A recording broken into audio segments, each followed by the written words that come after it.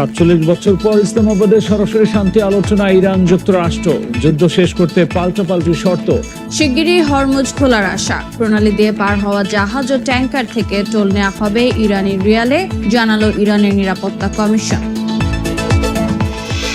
ওয়াশিংটনকে বিশ্বাস করতে পারছে না তেহরান। পারমাণবিক অস্ত্রের পথ না ছাড়লে বিধ্বংসী হামলার হুমকি ট্রাম্পের। তেহরানের জব্দ সম্পদ ছাড়ের দাবি অস্বীকার হোয়াইট হাউসের।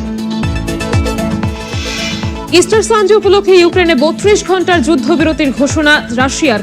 শনিবার থেকে কার্যকর। কিয়েভের সম্মতি 1000 ইউক্রেনীয় সেনার মরদেহ হস্তান্তর মস্কোর। হরমুজ প্রণালী নিয়ন্ত্রণের জন্য হেলিকপ্টার ও নিরাপদ পথের মাধ্যমে জাহাজ চলাচলের ব্যবস্থা করা হবে বলে জানিয়েছে ইরান। তবে আন্তর্জাতিক আইন ও অন্যান্য দেশের আপত্তি এই প্রোটোকল বাস্তবায়নকে জটিল করে তুলছে। প্রণালীটির ব্যবস্থাপনায় ইরান একটি নতুন পর্যায়ে প্রবেশ করেছে বলে জানান দেশটির সর্বোচ্চ ধর্মীয় নেতা। বিশেষ প্রোটোকল মেনে দিনে সর্বোচ্চ 15টি জাহাজ চলাচল করতে পারবে বলে জানিয়েছে তেহরান। অন্যদিকে মার্কিন প্রেসিডেন্ট বলেছেন, হরমুজ দিয়ে চলাচলে কোনো ফি আরোপ করতে পারে না ইরান। ইরানের সঙ্গে যুদ্ধবিরতির জন্য মরিয়া হয়ে উঠেছিল যুক্তরাষ্ট্র, আর এ কারণেই ওয়াশিংটন মধ্যস্থতাকারী হিসেবে পাকিস্তানকে বেছে নেয় এবং দেশটিকে ইরানের সঙ্গে একটি অস্থায়ী যুদ্ধবিরতি চুক্তি করাতে চাপ দেয়।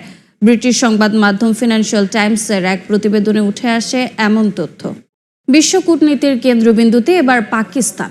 যুক্তরাষ্ট্র ও ইরানের মধ্যে শান্তি আলোচনার মধ্যস্থতাকারী হিসেবে নজিরবিহীন গুরুত্ব পাচ্ছে দেশটি। এর মধ্য দিয়ে ইসলামাবাদের সামনে যেন কূটনৈতিক ঝুঁকি রয়েছে, তেমনি কৌশলগত লক্ষ্য অর্জনের সম্ভাবনাও রয়েছে।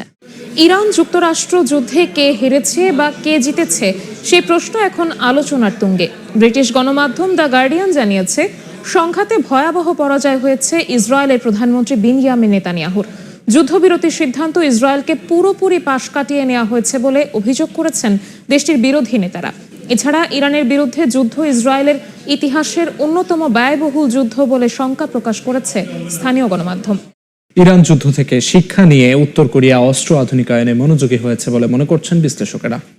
একের পর এক ক্ষেপণাস্ত্র ও নতুন প্রযুক্তির অস্ত্র পরীক্ষা করে প্রতিপক্ষকে সতর্ক করছে পিয়ংইয়ং।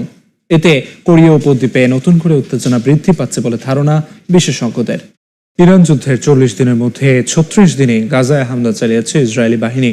এতে নিহত হয়েছেন অন্তত 107 জন।